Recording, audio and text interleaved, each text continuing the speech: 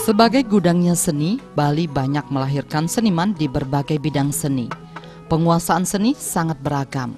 Ada yang belajar langsung dari guru di sekolah seni atau berguru di sanggar seni. Ada juga yang belajar secara otodidak dengan menonton pertunjukan seni atau belajar lewat rekaman. Terlepas dari itu semua, kecintaan terhadap seni sangatlah penting dalam upaya melestarikan dan mengembangkannya, sehingga seni budaya Bali tetap ajeg dari masa ke masa. Dalam konteks itu, peran seniman sangatlah besar. Pemirsa, Taksu kali ini akan mengulas tentang kiprah seni Jero Mangku Inyoman Sudante SAG MSI, seniman asal Banjar Pesalakan, Desa Pejeng Kangin Gianyar. Lulusan S1 dan S2 di Unhi dan kini kandidat doktor ini memiliki keinginan dan semangat yang besar mendalami kesenian Bali. Maka ia belajar secara otodidak dan bergaul dengan sejumlah mahaguru seni. Hasilnya, ia bisa menari topeng, arje, baris, prembon, dan mendalang. Calonarang dan Gita Santi, Tembang Semare yang tayang di Bali TV. Kiprahnya di bidang seni itu dijalankan di tengah-tengah kesibukannya menjadi dosen di Unhi, guide dan swadharmanya sebagai pemangku.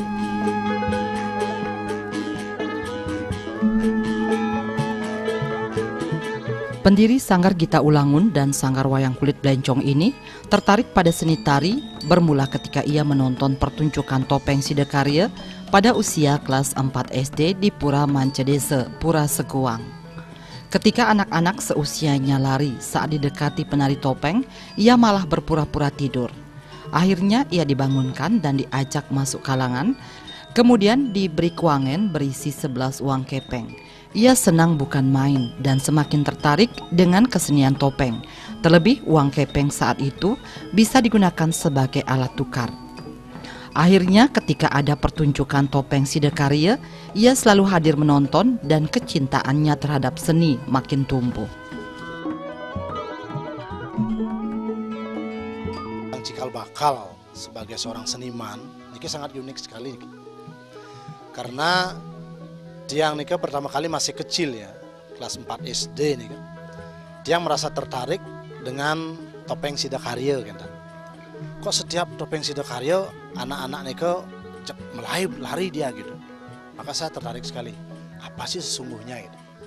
Sehingga saya berpura-pura tidur. Kebetulan pementasan topeng di Pura Mancedese, di tempat saya ngayah sekarang ya. Itu pementasan topeng Sidakarya. Terus yang mementaskan sekaligus maestro dan guru saya juga ya, Bapak Gusti Ngurah Jelantik ya, almarhum. Nah saya pura-pura tidur. Nah pura-pura tidur akhirnya topeng Sidakarya datang. Dan saya buka mata sedikit lihat saya di igelin gitu, ya keliling di depan saya. Terus saya diam sampai yang lain teriak-teriak. Nah setelah itu baru diambil, terus diajak masuk ke kalangan ya, ke kalangan itu. Nah di sana saya dikasih kuangen dengan pis bolong solas. Nah, pis bolong solas nih. Nah, itu sebagai yang dengar waktu kecil itu sebagai saksi katanya gitu. Nah, itu. Yang pertama dia kok merasakan sangat senang sekali karena zaman nike pis bolong nih kan dados belanjang nih kan. Masih dados beli es nih kan, ya, kalau nggak salah tahun 80-an nih kan masih berlaku nih kan, sebagai alat tukar gitu. Senang dia. Sehingga setiap ada topeng kemanapun tiang cari dan tiang tetap boleh pis bolong dan boleh kan dan pras santunnya kan. Nah dari sana akhirnya tertarik. Begitu sambil berjalan, tiang kadang-kadang tiap malam nih ke, ya kadang-kadang sani kawan nih kan ya, pasti nari dah, gitu. Nari dengan seadanya. Tak hanya belajar tari, Jero Mangku Inyoman Sudante juga tertarik pada seni pedalangan. Keinginan mendalang saat usia belia itu didukung sang kakek dengan membuatkan wayang berbahan karton. Dalam upayanya belajar kesenian, Jero Inyoman Sudante mengaku lebih banyak belajar secara otodidak.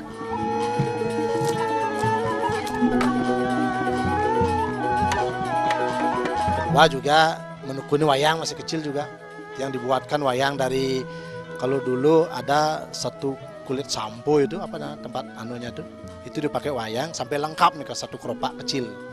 Nah, dan terinspirasi juga dengan seperti itu, akhirnya pelan-pelan dia ya mulai kayaknya sudah alur nih ya.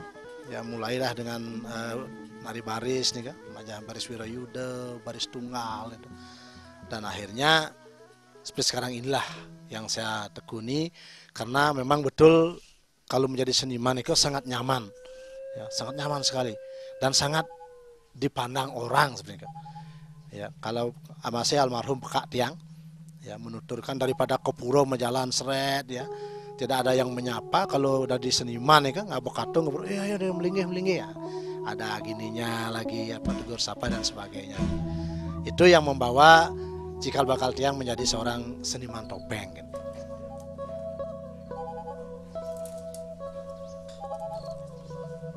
Dalam proses belajar seni, banyak godaan atau kritik yang dialami. Tetapi semua itu dijadikan guru atau pelecut untuk selalu semangat memperdalam seni. Sebab menurutnya, untuk bisa menjadi seniman harus memiliki tekad yang kuat dan tahan godaan. Menyitir pendapat salah satu mahaguru seni bahwa kritik sepedas apapun dalam belajar seni itu adalah guru niskal. Kalau ada yang memperlakukan kurang baik, ada 3 hal yang bisa dilakukan, yaitu melajah buta, melajah bege, dan melajah bongol. Tetapi kita harus tetap berpegang pada prinsip. Sungguhnya Tiang tidak ada yang menggurui atau tidak punya guru dia. Nah, begitu Tiang mulai belajar dari melihat, menonton seperti itu, Tiang coba salah satu yang masih Tiang ingat sampai sekarang. Salah satu gerakan ngepek igal dalam itu, dia mau balik igalnya Pak Made Jimat, ya. Bagaimana gerakannya dia terusnya, luar biasa nih. Makanya dia waktu kecil masih bekerja perak di Celuk, kemanapun ada pementasan Pak Jimat, Pak Kodi, Pak Sueco, yang cari, yang selalu nonton. Begitu Tiang pentas ditanya, di mana siapa gurunya, Siro Melajah. Nah sampai saat detik ini dia tidak ada guru Tiang yang pasti yang mengajarkan Tiang untuk nopeng gitu. Kalau belajar nari Tiang sama melihat Pak Jimat, kalau tato Tiang melihat Pak Tut Kodi. Sampai-sampai Tiang pernah datang ke rumahnya Pak Tut Kodi, Tiang mohon maaf. Pak Tut mohon maaf, siapa tahu nanti Tiang pentas memakai semua cerita-cerita Pak Tut, saya bilang gitu.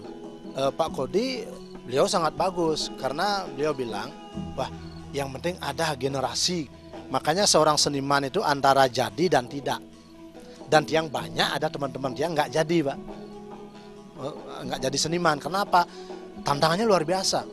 Begitu kita baru belajar ya, gimana orang-orang itu melihat, ya maklum lah, namanya orang baru belajar kan nggak mungkin bagus kan, pasti wah dicacat lah. Sampai sekarang masih saya mengiang di telinga saya itu mendengar kacau becing igel kita ngabot tas kresek, jam kita mudah. Nah itu suatu hal kalau kita lihat memang mengkritik ya. Tetapi kalau ditekuni, makanya saya tuh lari dari rumah Pak. Begitu nari di rumah, setiap nari gitulah. Wah, ini kesal beyong igel tengal celeng metegan di gitu ya. Hanya kita punya gini, lari aja keluar. Makanya Tiang tinggal di Celuk gitu. Tinggal di Celuk, dekatlah dengan Singopadu, dengan Batu Bulan. Nah di sanalah kenal dengan Pak Tut Suece, dengan Pak Tut Kodi, Pak Jimat. Seperti saya kutip penyampaian Bapak Sijo yang menyampaikan ke saya. Itu kalau ada orang yang ning yang ada nak nyacat jening, itu patuh guru niskalo, gitu beliau bilang. Terus yang sampai ada nak elakar ngayanang jening dan pisuna dan sebagainya. Jening telu pelajin, melajah buto, melajah bego, melajah bongol. Ini sampai sekarang saya terapkan. Dimanapun di zaman Kaliuga, ya, kalau kita tuh pingin sukses 3, melajah buto, melajah bongol, melajah bego. Kalau melajah buto, ya, kita melihat apapun yang kayaknya mengganggu kita, nggak usah dipikirkan. Ya kita lihat saja. Ya. Hanya sekedar melihat gitu. Tetapi kita punya prinsip sendiri gitu. Yang kedua melajah bege, ya. Gimana pun omongan orang kita nggak usah disambungkan. Kalau ada orang ngomong kita sambung, nanti akhirnya kita akan terjerumus ke omongan itu yang bisa akan membuat kita tidak baik. Nah itu. Yang ketiga melajah bongol itu, apapun kata orang, ya silakan. Tapi saya ya saya.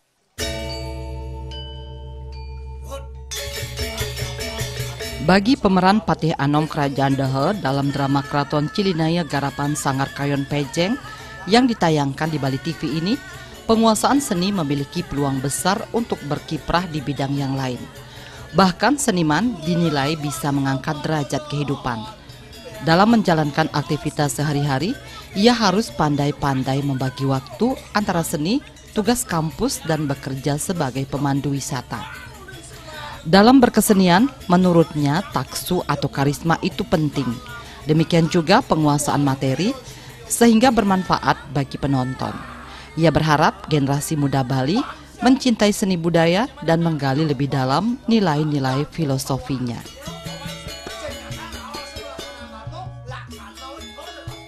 Dulu saya punya Premon Gita Ulangun namanya. Kebetulan pacar saya, sekarang menjadi mantan pacar saya sebagai condong. Terus juga penasarnya Haji Botak, beliau juga banyak membantu saya, memberikan inspirasi luar biasa. Terima kasih Haji Botak. Terus juga mantrinya Bu Nik Swasti, sekarang kalau nggak salah beliau diisi ya, Nik Swasti. Galuhnya Ibu Pujawati, itu orang-orang muda tapi luar biasa punya gitu. Terus Pak Nyoman Arto juga, yang sekarang beliau di salah satu juga seniman juga. Ini awalnya sehingga kita ngayah kemana-mana. Nah dari ngayah itu nama saya itu besarnya di penari. Nah sekarang baru bisa seperti seniman lah orang bilang gitu. Itu besarnya. Akhirnya setiap pentas, ya, karena saya jujur aja mulai buat Premon 2 tahun Pak. Nggak memungut bayaran, ngayah 2 tahun ini. Sampai ke Pura Semeru, sampai kemanapun pura-pura, sampai di daerah Besake, Batu, udah biasa ya, ngayah gitu. Nah dari sinilah mungkin Tuhan memberikan suatu jalan. Akhirnya saya ditawarkan menjadi pemandu wisata domestik. Ya. Menjadi pemandu wisata domestik, di sana juga sedang bagus sekali ya. Dari segi privatnya juga luar biasa. Tapi tetap ini, maka saya sering sambil tur, di mobil saya itu ada seperangkap pakaian topeng. Pulang dari tur langsung nari. Dan selesai nari mungkin langsung ke hotel ketemu tamunya itu. Akhirnya dari sana, dari guide inilah juga menginspirasi saya menjadi dosen. Ketemu dengan partner dulu, saya juga nggak kenal beliau, namanya Bapak Subrate ya, Bapak Subrate. Dulu beliaulah yang mengantar saya, istilahnya tukang payas gitu, padahal nggak begitu kenal gitu. Akhirnya ada keputusan pemerintah bahwa guide itu minimal harus D3. Nah saya kuliahlah, bukan kuliah, penyetaraan D3 di Unhi selama 3 bulan. Nah setelah itu kita mendapatkan suatu lisensi resmi menjadi seorang guide. Nah dari sana ketemu juga dengan teman-teman juga dulu ya, seperti Bapak Ida Bagus Darmike. Beliaulah yang memotivasi saya sebagai Pak Subrate juga motivator yang utama untuk kuliah S1 di Unhi. Setelah S1, nah kebetulan saya juga ikut lomba Dharma Wacana, terus juga setiap pementasan kampus saya ikut, calon narang, Premon, topeng ikut. Akhirnya diberikan beasiswa S1 sampai selesai. Terus begitu selesai ditawarkan beasiswa S2. Nah, begitu beasiswa selesai juga saya langsung diangkat menjadi dosen tetap di sana. Dan sekarang masih menempuh S3, masih berjalan ya. Nah itu artinya apa yang saya dapatkan sebagai seorang dosen di Unhi, Universitas Indonesia, tidak terlepas dari cikal bakal saya sebagai seniman. Ya, dari seniman inilah orang mengenal saya, dari seniman inilah di pariwisata juga, karena orang bilang kalau sudah seniman, bicaranya pasti terstruktur, pasti lancar. Sedangkan tamu yang dicari itu. Kedua juga filosofi, upacara, seperti itu yang mendominasi gitu. Sehingga bisa dikatakan awal cikal bakal semua adalah kesenimanan. Sehingga saya sering menyampaikan kepada anak-anak saya, kepada mahasiswa, teman-teman saya, walaupun Anda jadi apapun profesinya, seniman ini tidak akan lepas. Malahan menurut pengamatan saya, justru seniman inilah yang bisa mengangkat dari derajat kehidupan. Satu contoh ya, saya sekarang hanya bermodalkan seniman. Saya duduk di kepengurusan DPD HPI Bali berkat seniman ini karena pentas. Terus sekarang saya duduk di Parisade Kabupaten Gianyar. Ya. Saya juga penasehat dari komunitas agama Hindu Nusantara. Itu baru rencananya kapan yang dipelantikan ini. Itu. Terus lagi kalau di Unhi di kampus ya termasuk juga teman-teman dosen, juga senior-senior saya, profesor-profesor semuanya memberikan suatu penghargaan. Ya, banyak kami dapat tugas-tugas dari kampus, termasuk saya juga ditugaskan di Kesra Provinsi sebagai tim Monep Desa Adat. Nah, karena sekarang COVID, sementara dihentikan ya rapat terakhir sebelum COVID. Mungkin berikutnya kalau sudah lancar, mungkin tetap sebagai Monep dari Desa Adat, yaitu tentang pasraman, itu juga BKK, ya, BKK Desa. Dari materi lawakan, begitu juga judul atau lampahan ya. Yang pertama titik poinnya adalah taksu dulu.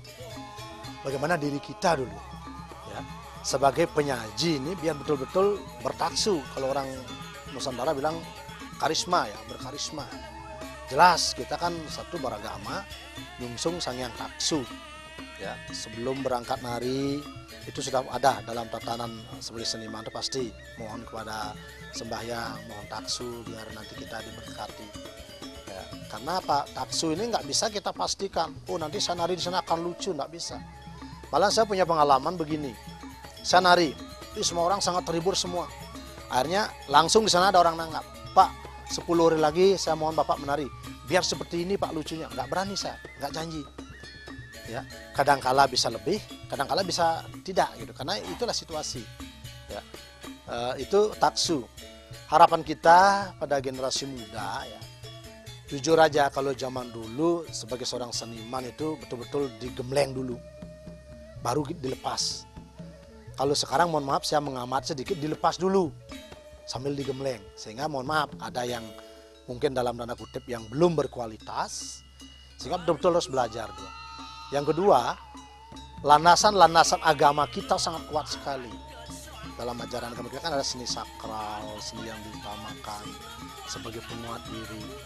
Terus juga yang ketiga, bahasan-bahasan kalau bisa, ya, bagaimana kita mencari lelucon di dalam suatu filosofi agama. Banyak. Maka yang saya jujur aja, saya sangat tertarik dengan lelucon-lelucon yang disampaikan Bapak Ketut Kodi. Itu adalah salah satu apa yang tidak akan membuat-buat itu loh, alurnya akan kena dia ya, seperti filosofinya kelapa misalnya, itu dibahas dan sedikit diplesetkan tetapi akhirnya diluruskan kembali, itu yang bagus. Tidak kesannya hanya membuat-buat, mencari-cari yang biar lucu lah, biar orang ketawa, enggak, tapi ketertawaan itu masuk dalam ranahnya, dia punya suatu filosofi, punya suatu manfaat dalam hidupnya, oh ternyata begini gitu. Itu salah satu lelucon yang dipilih yang berdasarkan agama, tatwa, susila, dan upacara. Kiprahnya dalam bidang seni mendapat respon positif dari berbagai kalangan. Salah satu pengelingsir di keluarganya, Made Nuarse SPD, menyambut baik kiprah Ciromangku Nyoman Sudante dalam bidang seni. Bahkan Sudante dinilai berhasil menularkan seni kepada kedua putra-putrinya yang kini sedang mendalami seni pedalangan. Sebagai keluarga, Nuarse bangga, kendati waktunya padat, Jero Sudante masih memiliki kesempatan untuk melestarikan seni budaya Bali.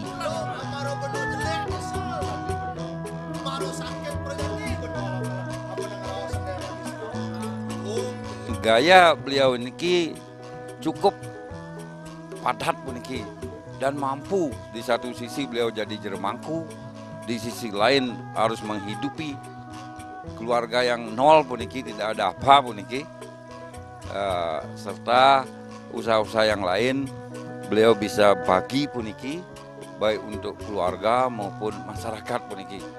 Ini yang juga termasuk bangga puniki. Di sisi lain dados mangku, dados seniman, belum lagi yang lain puniki, serta mendidik anak-anak. Saya anggap cukup berhasil puniki. anak beliau juga sudah kuliah cari S2 dan mampu juga ikut lomba pedalang ya. Sudah mampu ikut puniki.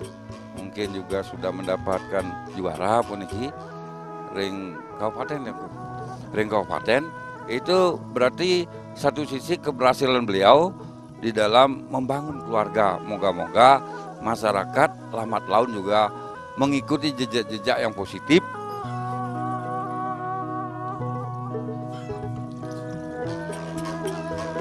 Hal senada disampaikan klien dinas Banjar Pesalakan Desa Pejengkangin, Made Astawa. Jero Nyoman Sudante dinilai berperan dalam pengembangan seni di Banjar.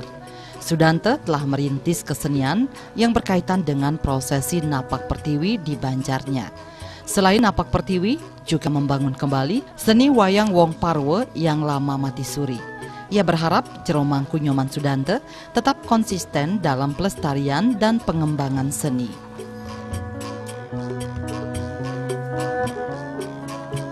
Sangat beruntung memiliki seorang figur seniman sekaligus guru besar, karena beliau juga seorang dosen, guide, orang yang disucikan juga di keluarga.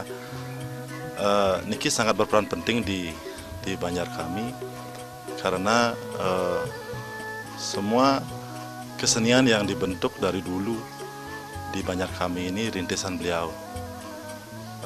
Di Banjar kami ini ada sungsungan barong setiap tahun sekali, biasanya di purnama ketiga Odalan wenten napak pertiwi.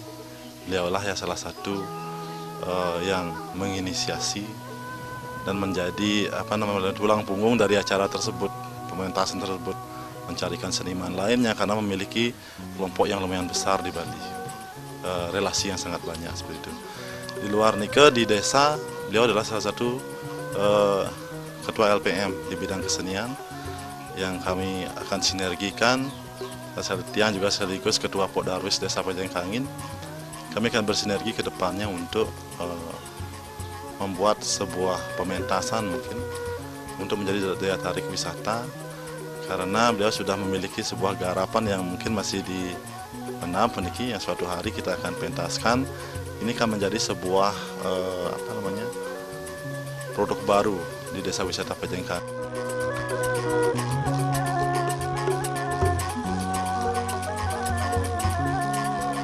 Di mata dosen seniornya Dr. Wayan Subrate, Jero Mangku Nyoman Sudante memiliki potensi yang besar di bidang seni. Karena itu ia didorong untuk kuliah di Fakultas Ilmu Agama Unhi. Kemudian diajak bergabung menjadi dosen. Dengan demikian, bakat seninya bisa ditularkan kepada mahasiswa sehingga seni budaya Bali tetap lestari.